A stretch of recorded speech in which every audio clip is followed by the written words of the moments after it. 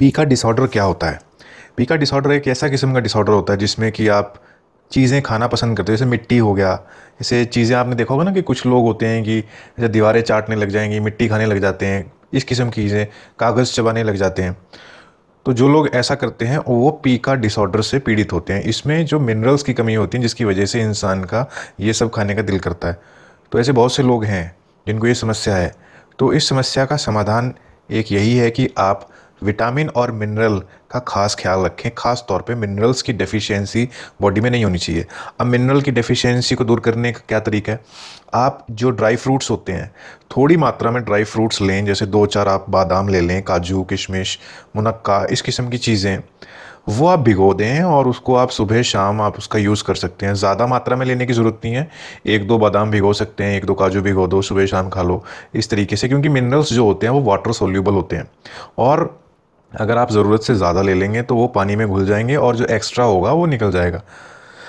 आप इसको ऐसे समझ सकते हैं, जैसे आप एक कटोरी पानी है, आप उसमें एक कटोरी ही भर सकते हो, आप उसमें ज़्यादा नहीं भर सकते। एक गिलास में सिर्फ एक गिलास पानी ही आएगा, उससे ज़्यादा भरोगे तो वो निकल जाएगा। वैसे मिनरल्स और विटामिन्स का है, जो वाटर सोल्यूबल होते हैं तो बॉडी उनको स्टोर नहीं करती है। जो कि फ़ैट सोल्यूबल होते हैं बॉडी उनको स्टोर कर लेती है, जैसे विटामिन ए, डी, ई, के, ये फ़ैट सोल्यूबल है। जो दूसरे हैं विटामिन बी कॉम्प्लेक्स और सी, वो होता है वाटर सोल्यूबल। तो वाटर सोल्यूबल को तो बॉडी बाहर निकाल देती है। उसी तरीके से मिनरल्स हैं, जितनी बॉडी को ज़रूरत होती है उतना बॉडी रखती है, बाकी सब निकाल देती है पसीने के माध्यम से। तो जो कहने का मतलब यहाँ पे ये है कि एक तो ये चीज़ है, विटामिन और मिनरल्स का ध्यान रखना है एक चीज़। और दूसरी चीज़ ये है कि अब जो लोग मिट्टी खाते हैं या जिनको कागज़ चबाने की या उसके रस की आदत पड़ जाती है, तो वो लोग अगर ये जो मिनरल डेफिशिएंसी का ख्याल रख भी लें, उसके बावजूद भी उनकी ये खाने की इच्छा होगी, क्योंकि वो अब आदत बन चुकी है उनके लिए। तो अब इसको कैसे छोड़ा जाए? आदत को छोड़ने का तरीका तो ये है, थोड़ा सा अपना दिल मजबूत करना पड़ेगा, थोड़ा सा अनुशासन, थोड़ा सा अपने ऊपर कंट्रोल करना पड़ेगा, समझाना पड़ेगा कि ये चीज़ नहीं है। कुछ लोग अचानक से छोड़ सकते हैं और कुछ लोगों को धीरे धीरे छोड़ना पड़ेगा। लेकिन मैं ये समझता हूँ कि अगर आप किसी चीज़ को अचानक से छोड़ सकते हो तो 1-2 दिन तकलीफ़ आती है, लेकिन वो थोड़ा सही रहता है। लेकिन ये चीज़ सभी के मामले में नहीं कह जा सकती। इस वजह से कुछ लोग होते हैं जो अचानक से नहीं कर सकते, तो उनको चाहिए कि वो अपनी मात्रा को कम कर दें। जैसे कोई शराब पीना छोड़ना चाहते हैं, सिगरेट पीना छोड़ना चाहता है, तो अगर दिन में कोई 3-4 बार सिगरेट पीता है या 7-8 बार सिगरेट पीता है, तो उसको दिन में थोड़ा लिमिट करनी चाहिए सिगरेट को। जैसे 4 की जगह 3, 3 की जगह 2, इस तरीके से। तो अगर आप किसी चीज़ को लिमिट कर सकते हो तो विश्वास करिए आप उस चीज़ को कंट्रोल कर सकते हो, क्योंकि लिमिट करना भी अपने आप में कंट्रोल करना ही है।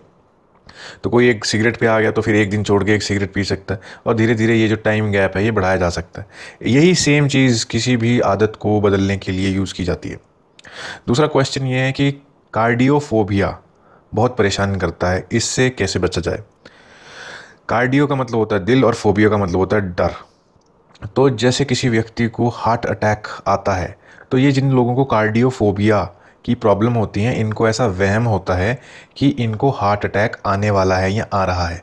होता है ऐसा है, बेसिकली इनको जानकारी की कमी होती है और ये कुछ ज़रूरत से ज़्यादा ही डरे हुए होते हैं। क्योंकि नॉर्मली इग्नोरेंस जो होती है उसकी वजह से लोग डर जाते हैं, क्योंकि नेगेटिव इन्फॉर्मेशन इतनी ज़्यादा है। तो क्या करा जा सकता है और ये दर्द क्यों होता है? देखिए, रीजंस बहुत सारे हो सकते हैं कि आपके दिल में दर्द क्यों है, तकलीफ़ क्यों है। लेकिन अगर रिपोर्ट्स टेस्ट करवाया और सब कुछ नॉर्मल आता है तो डेफिनेटली कुछ सीरियस बात तो है नहीं। लेकिन ये लोग टेस्ट भी करवाते हैं, चीज़ें नॉर्मल होती हैं, उसके बावजूद भी जो डर है वो कम होने का नाम नहीं लेता है।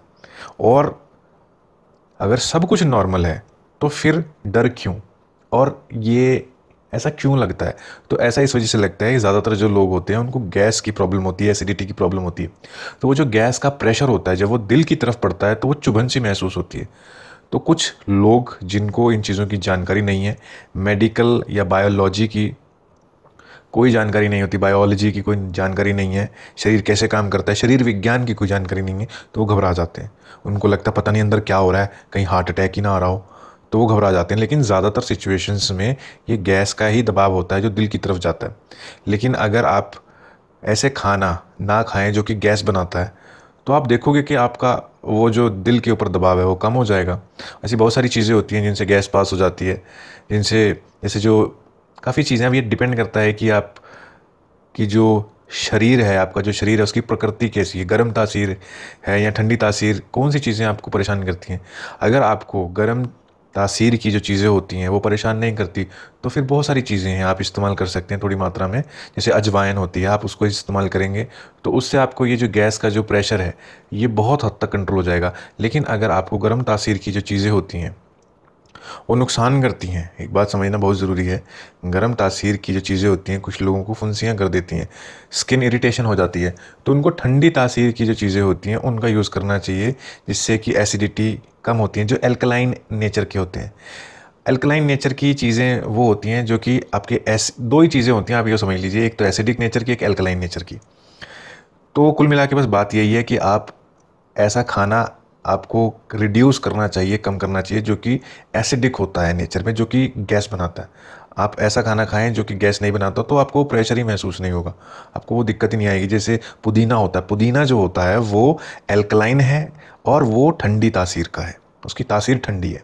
इससे जिन लोगों को फुंसियाँ हो जाती हैं उनको पुदीने से कोई दिक्कत नहीं होगी। तो ये कुछ चीज़ें हैं, इनका आप ख्याल रखेंगे तो वो परेशानी नहीं होगी, तो आपको ऐसा लगेगा ही नहीं कि आपको किसी भी किस्म का अटैक आ रहा है।